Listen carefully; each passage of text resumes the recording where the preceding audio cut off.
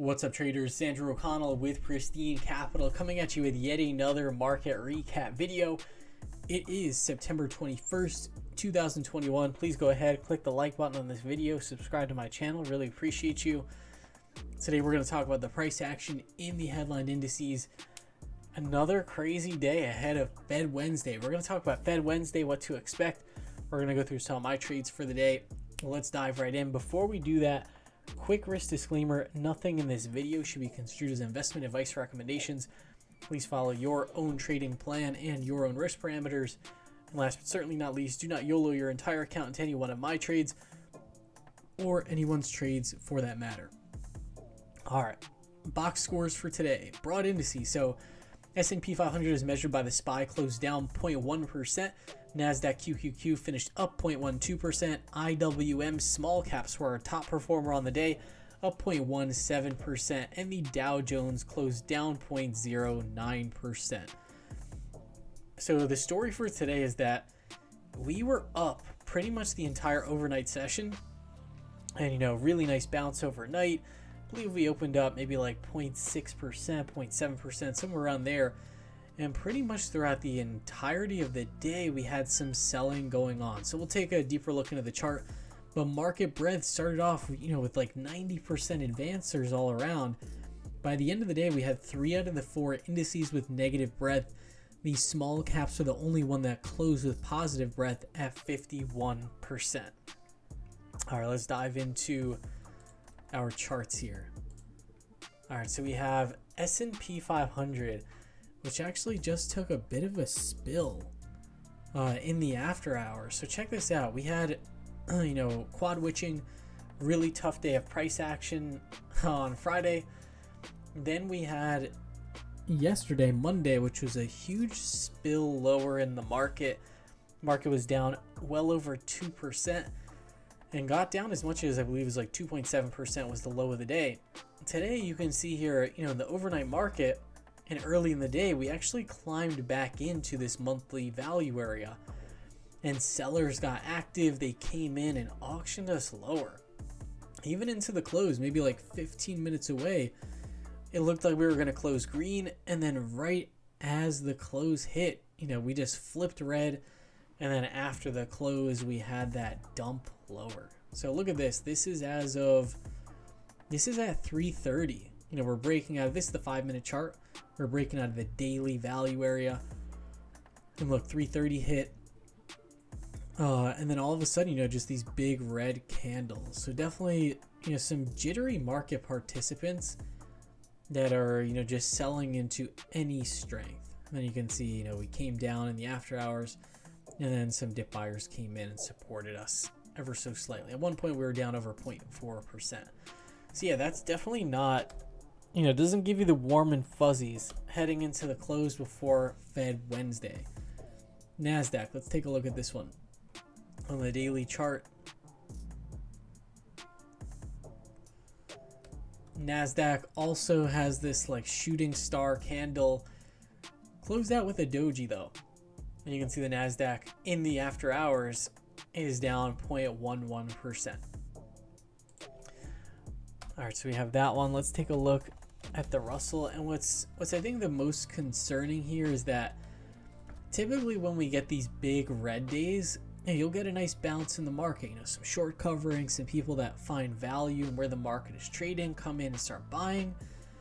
And you can get some nice bounces. Today, the bounce that I was really anticipating was just completely sold into. So lackluster. Russell closed below this monthly value area. And then our dogs of the Dow closed down 0.25% as well. This is another just, attempt at a bounce, but literally no traction. Let's take a look as well. You can see that our crypto markets are also going risk off. So this is not a good sign. So Bitcoin is down 4.7%. And then we have Ethereum down 8.68%. Some news came out after the bell saying that, I believe it was like Gary Gensler, that he was going to regulate cryptocurrencies. It was essentially like tough talk saying that the SEC was going to come after crypto. And it's just like, geez, like, what is the SEC doing? You know, there's all this insider trading that literally the politicians are doing, the Fed members are doing, but it's just sort of how our system works where, you know, I guess no system is perfect. Ours certainly is not. And it is what it is. So, all right. So those are our cryptos. Let's take a look at our FinViz heat map. We have that over here. FinViz heat map. You can see there were a couple stocks that stood out today. Moderna was very strong. Tesla was up 1.26%. And then a lot of these FANG names were holding on. So let's take a look at the FANG names. If the FANG names remain bid, it is very difficult to actually get a sell-off in the markets. Let's see, like Apple, for instance. Apple's up, closed up 0.34%. Just, you know, really nothing though. Ugly red candle. Facebook, which I own, closed up 0.5%. Same thing, you know, selling intraday. Now let's take a look at Google. Google closed up 0.45%. Yeah, so most of these FANG names, you know, pretty muted. And then Tesla was the one with the big relative strength. Closed up 1.26%, actually put in a green candle. So what's interesting is that, you know, we have Fed Wednesday tomorrow. And take a look at the VIX. You know, I'll open up the VIX chart while I talk about the Fed. So Fed Wednesday is tomorrow. And, you know, everyone's expecting the Fed's going to announce that we're going to start tapering in November. So, you know, if they announce that we're going to start tapering in November, to me, that's basically like par for the course. Everyone's been expecting that. You know, the market's been selling off, perhaps in anticipation of it.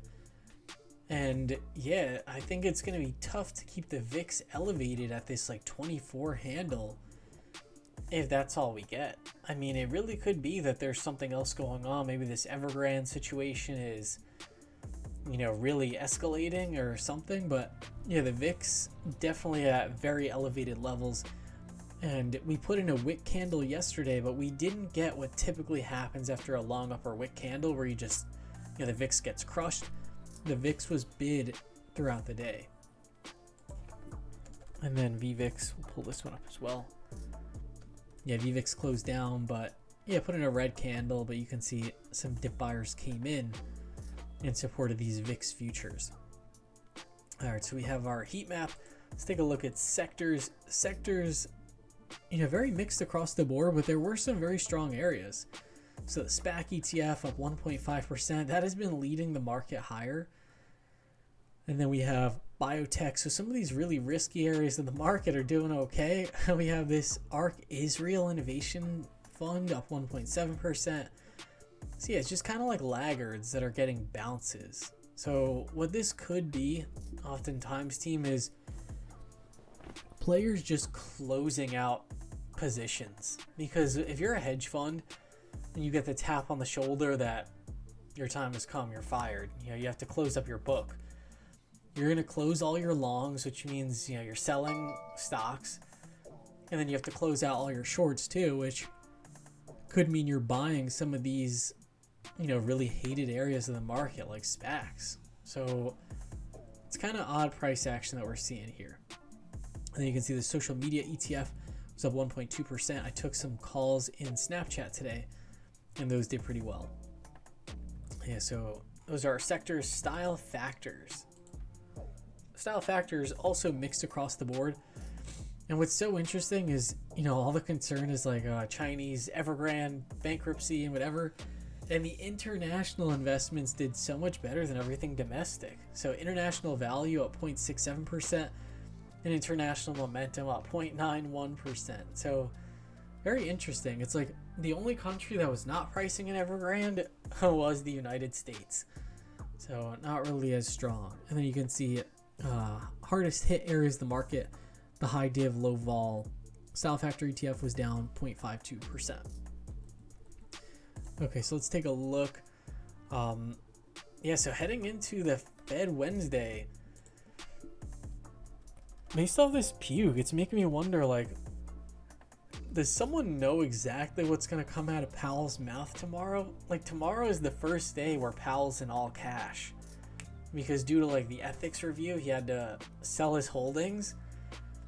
So, I mean, I know Powell doesn't like to roil the market, But now that he's in all cash, some of his buddies are as well. I'm curious to see if that changes at all. So we'll have to see.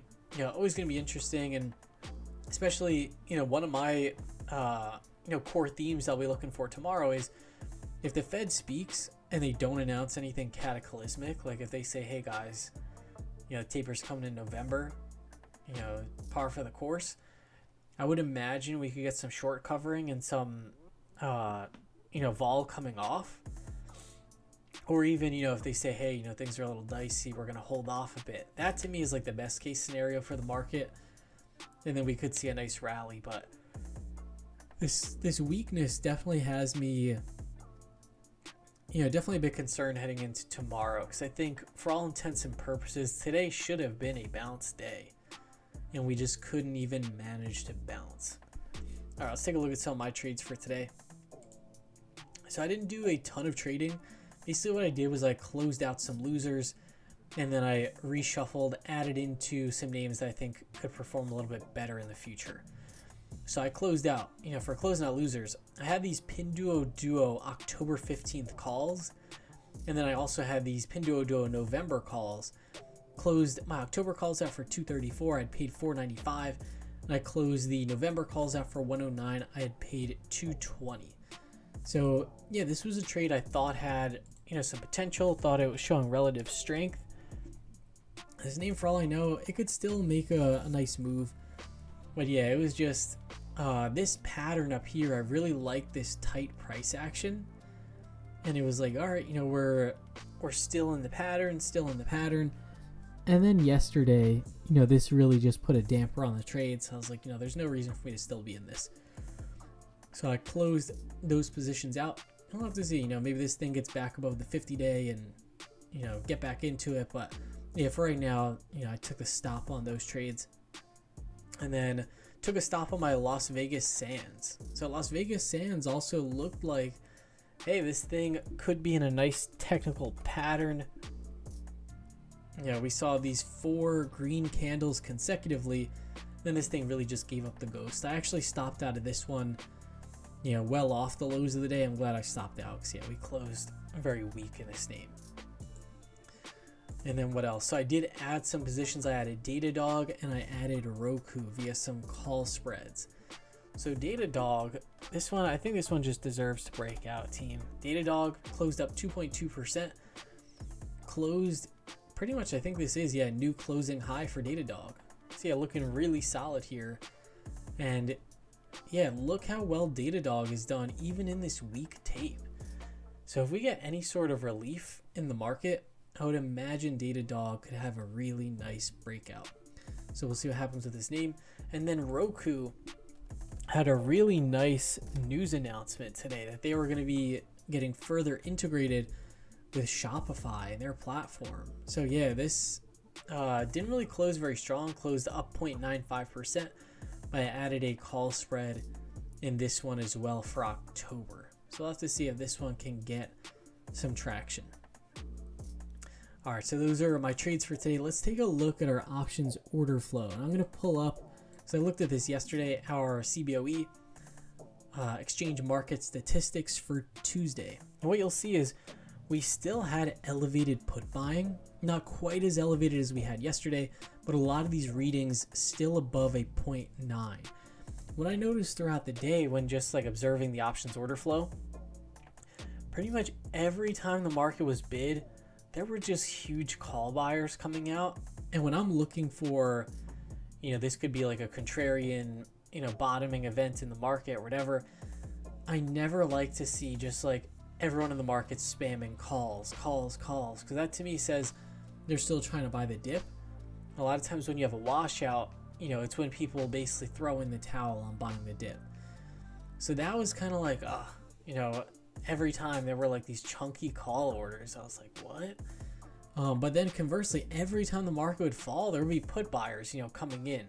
So these levels that we're at right now, this is a battleground level, team, in the S&P 500. This is definitely at a lot of players' max pain point.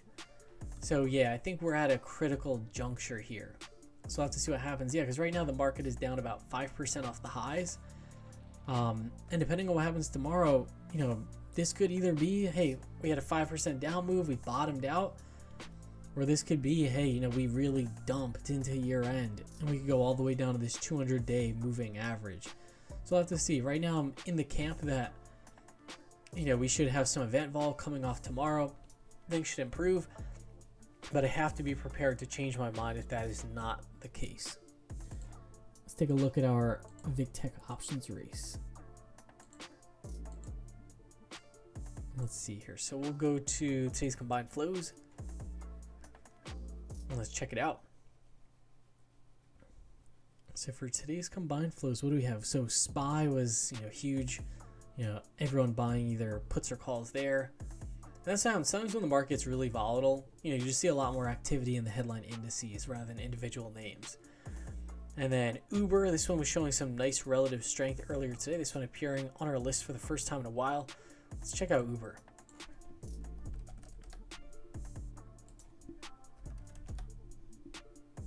Wow, so yeah, Uber is up 11.49%.